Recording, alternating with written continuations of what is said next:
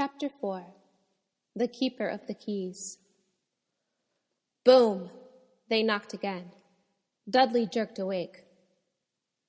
"Where's the cannon?" he said stupidly. There was a crash behind them, and Uncle Vernon came skidding into the room. He was holding a rifle in his hands. Now they knew what had been in the long, thin package he had brought with them. "Who's there?" he shouted. "I warn you, I'm armed." There was a pause, then smash! The door was hit with such a force that it swung clean off its hinges and with a deafening crash landed flat on the floor.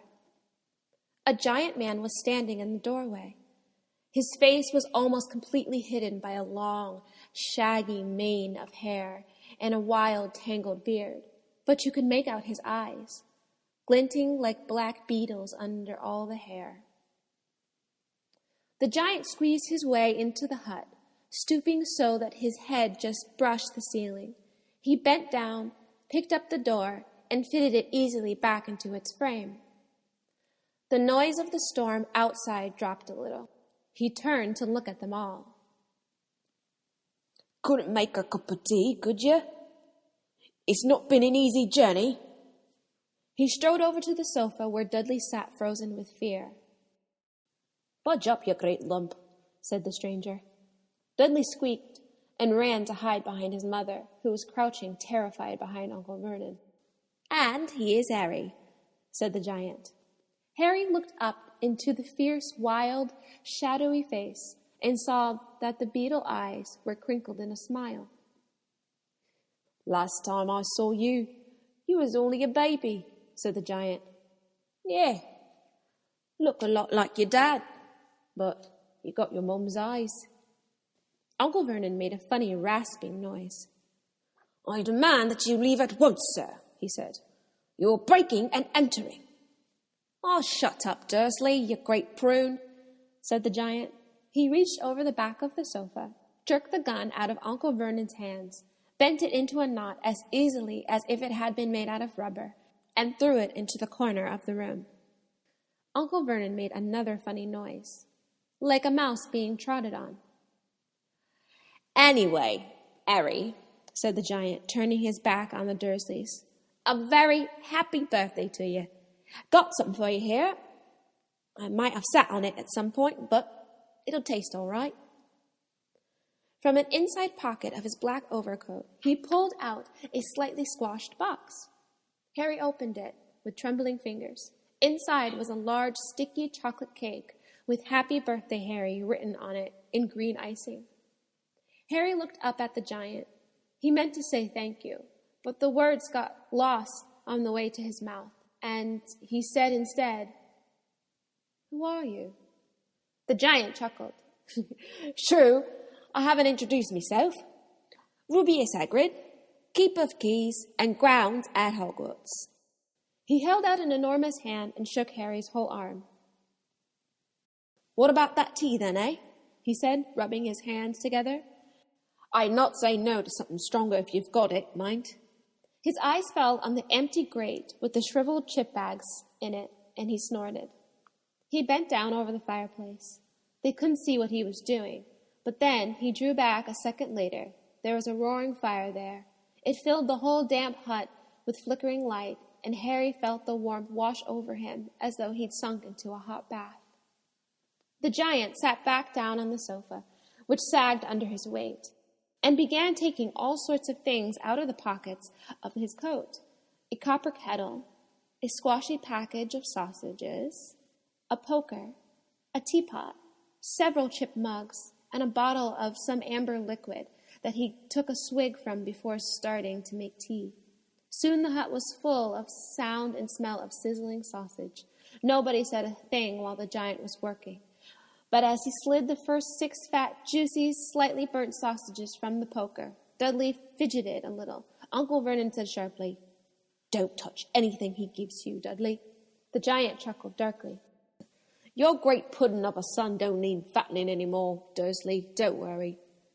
He passed the sausages to Harry, who was so hungry he had never tasted anything so wonderful. But still, he couldn't take his eyes off the giant. Finally, as nobody seemed about to explain anything, he said, "I'm sorry, but I still don't really know who you are." The giant took a gulp of tea and wiped his mouth with the back of his hand. "Call me Hagrid," he said. "Everyone does. And like I told you, I'm keeper of keys at Hogwarts. You'll know all about Hogwarts, of course." No," said Harry. Hagrid looked shocked. "Sorry," Harry said quickly. "Sorry?" barked Hagrid, turning the stare at the Dursleys, who shrank back into the shadows. "It's them as should be sorry.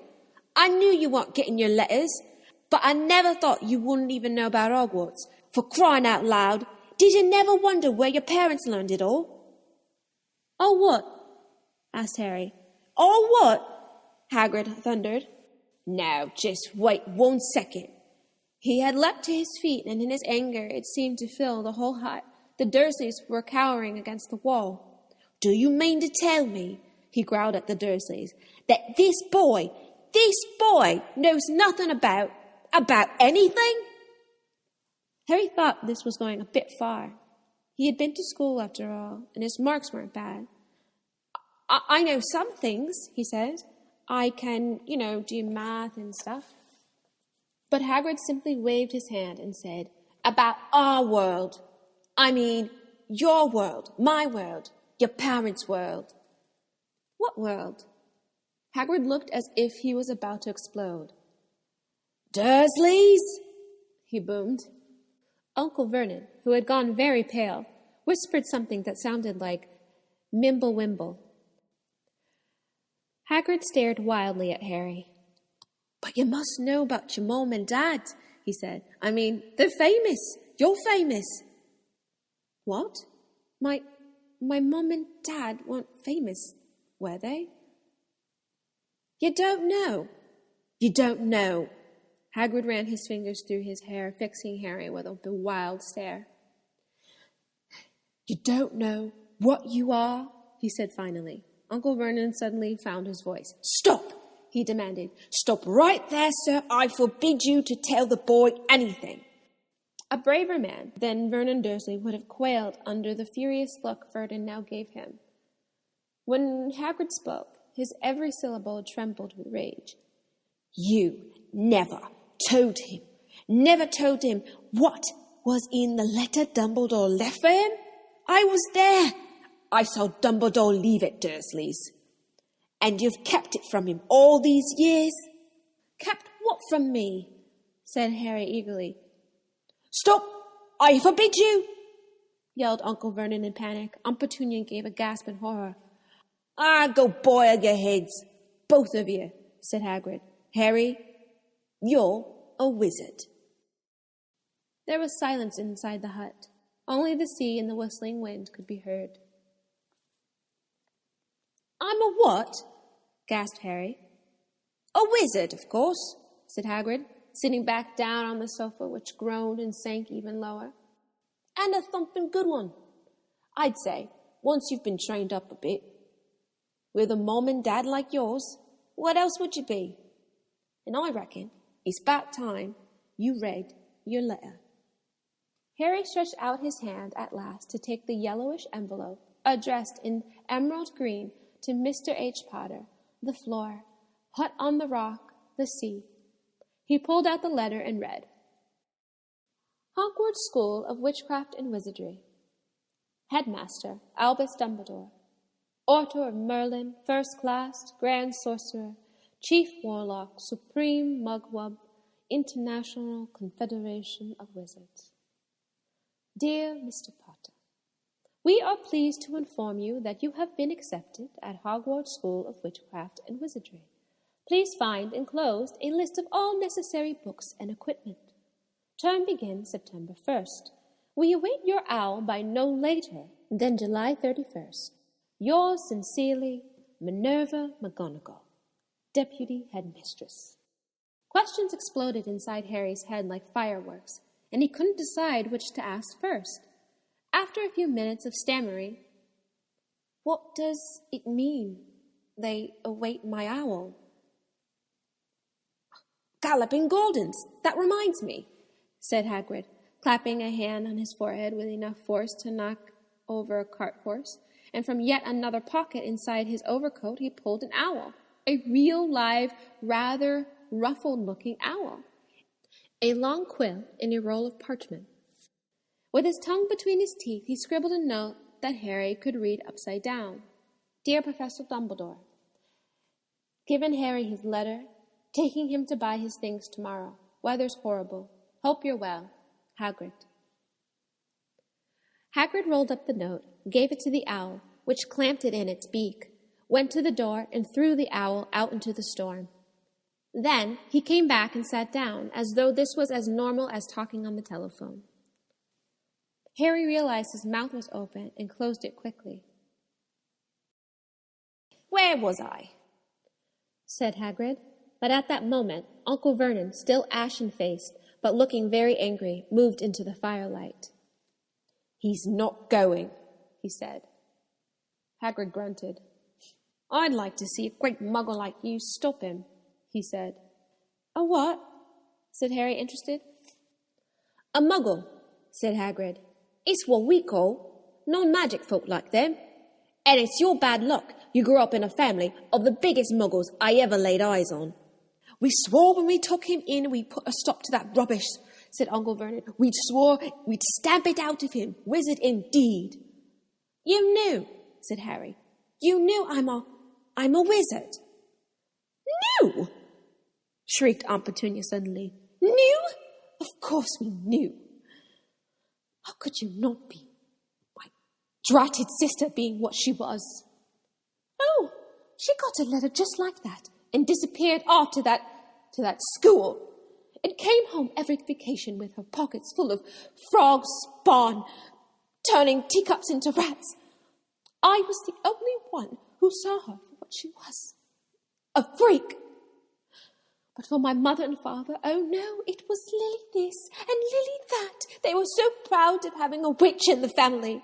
She stopped to draw a deep breath and then went ranting on. It seemed she had been waiting to say all this for years. Then she met that Potter at school, and they left and got married and had you, and of course I knew you'd be just the same, just as strange, just as abnormal. And then, if you please, she went out and got herself blown up, and we got landed with you.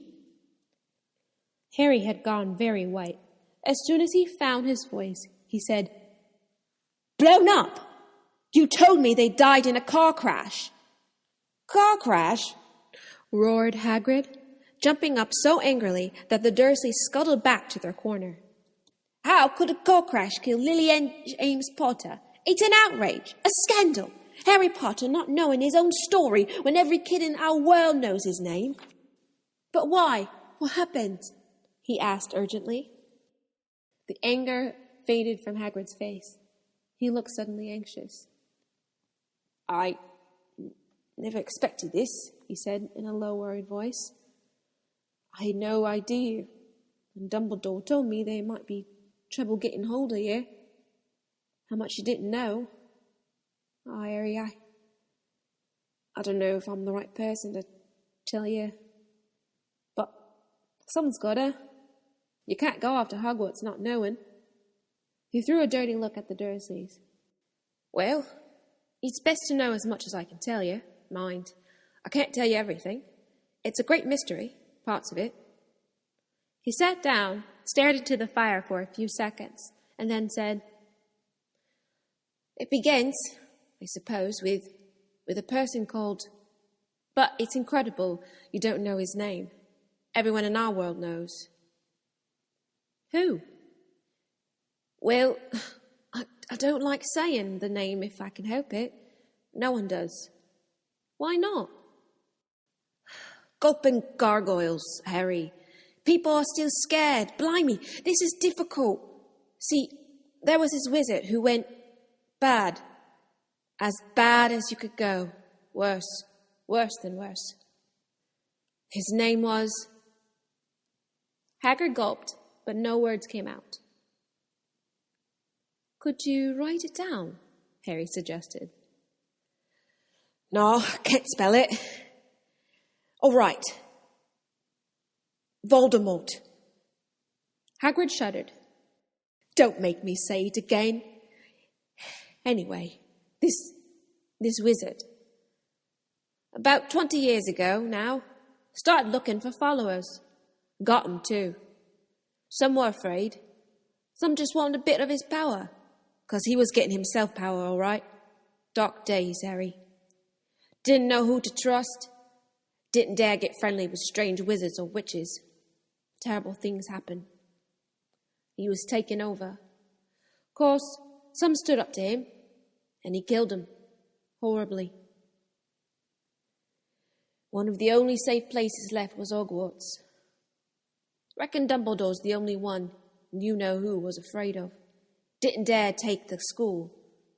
Not just then, anyway. Now, your mom and dad were as good a witch and wizard as I ever knew. Head boy and girl at Hogwarts in their day. Suppose the mystery is why you-know-who never tried to get him on his side before. Probably knew they was too close to Dumbledore to want anything to do with the dark side. Maybe he thought he could persuade him. Maybe he just wanted him out of the way.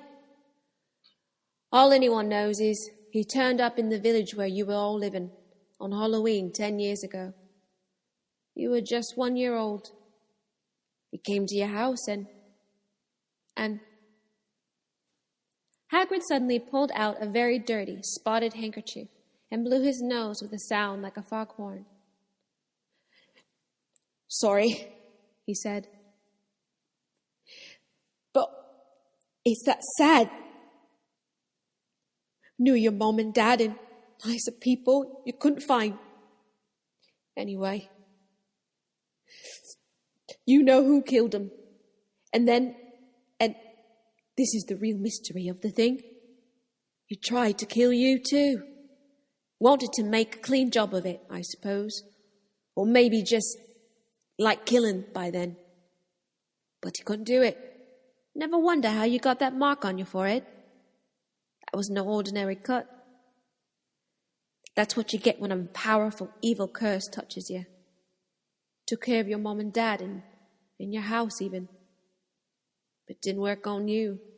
And that's why you're famous, Harry. No one ever lived after he decided to kill him. No one except you. And he'd killed some of the best witches and wizards of our age. The McKinnons, the Bones, the Pruberts. And you was only a baby, and you lived. Something very painful was going on in Harry's mind. As Hagrid's story came to a close, he saw again the blinding flash of green light more clearly than he had ever remembered it before. And he remembered something else for the first time in his life, a high, cold, cruel laugh. Hagrid was watching him sadly.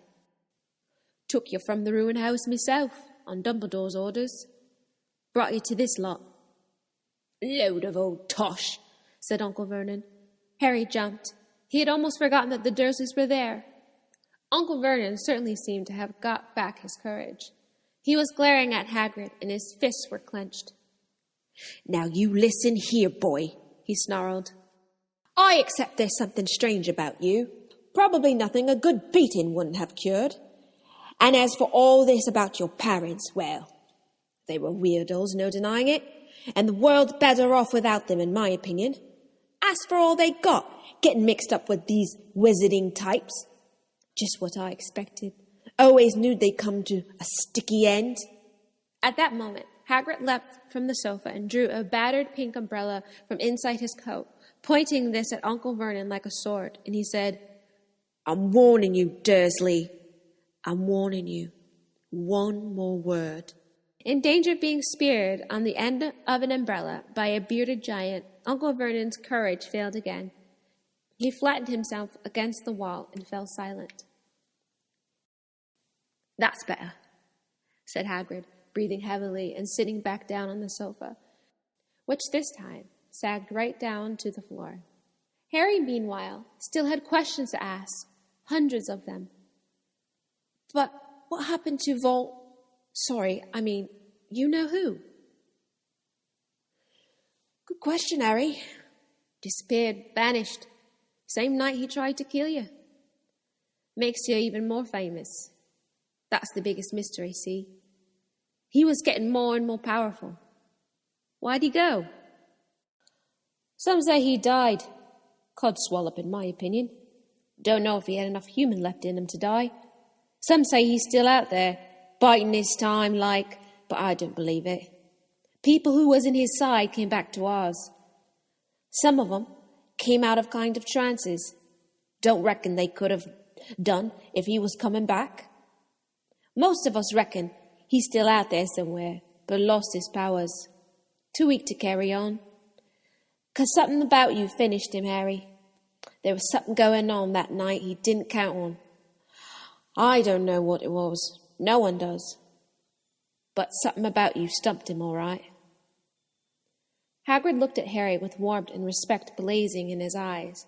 But Harry, instead of feeling pleased and proud, felt quite sure there had been a horrible mistake. A wizard? Him? How could he possibly be? He'd spent his life being clouted by Dudley and bullied by Aunt Petunia and Uncle Vernon. If he was really a wizard, why hadn't they been turned into a warty toad every time they tried to lock him in his cupboard? If he'd once defeated the great sorcerer in the world, how come Dudley had always been able to kick him around like a football? Hagrid, he said quietly, I think you must have made a mistake. I don't think I could be a wizard. To his surprise, Hagrid chuckled. Not a wizard, eh? Never made things happen when you was scared or angry? Harry looked into the fire.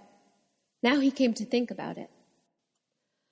Every odd thing that had ever made his aunt and uncle furious with him had happened when he, Harry, had been upset or angry. Chased by Dudley's gang, he had somehow found himself out of their reach. Dreading going to school with that ridiculous haircut, he'd managed to make it grow back.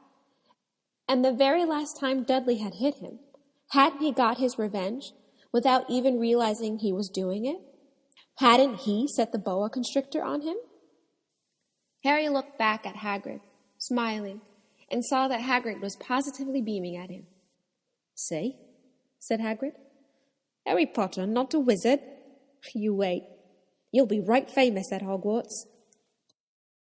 But Uncle Vernon wasn't going to give in without a fight. Haven't I told you he's not going? He hissed. He's going to Stonewall High, and he'll be grateful for it. I've read those letters, and he needs all sorts of rubbish, spell books and wands and... If he wants to go, a great muggle like you won't stop him, growled Hagrid. Stop Lily and James Potter's son going to Hogwarts? You're mad? His name's been down ever since he was born. He's off to the finest school of witchcraft and wizardry in the world. 7 years there, and he won't know himself. He'll be with youngsters of his own sort, for a change. And he'll be under the greatest headmaster Hogwarts ever had, Albus Dumbledore. I'm not paying some crackpot old fool to teach him magic tricks, yelled Uncle Vernon. But he had finally gone too far. Hagrid seized his umbrella and whirled it over his head. Never, he thundered, insult Albus Dumbledore in front of me! He brought the umbrella swooshing down through the air to point at Dudley. There was a flash of violet light, a sound like a firecracker, and a sharp squeal, and the next second, Dudley was dancing on the spot with his hands clasped over his fat bottom, howling in pain. When he turned his back on them, Harry saw a curly pig's tail poking through a hole in his trousers. Uncle Vernon roared. Pulling Aunt Petunia and Dudley into the other room, he cast one last horrified look at Hagrid and slammed the door behind them. Hagrid looked down at his umbrella and stroked his beard. Shouldn't have lost me temper, he said ruefully. But it didn't work anyway. Meant to turn him into a pig. But I suppose he was so much like a pig anyway, there wasn't much left to do. He cast a sideways look at Harry under his bushy eyebrows. Be grateful if you didn't mention that to anyone at Hogwarts, he said. I'm not supposed to do magic, strictly speaking. I was allowed to do a bit to follow you and get you your letters and stuff. One of the reasons I was so keen to take the job. Why aren't you supposed to do magic? Asked Harry. Oh, well, I was at Hogwarts myself, but I got expelled, to tell you the truth, in my 3rd year. They snapped me wand in half and everything, but Dumbledore let me stay on as gamekeeper. Great man, Dumbledore. Why were you expelled? It's getting late, and we've got lots to do tomorrow, said Hagrid loudly. Gotta get up to town and get all your books and that. He took off his thick black coat and threw it to Harry. You can keep under that, he said. Don't mind if it wiggles a bit. I think I still got a couple of dormice in one of the pockets.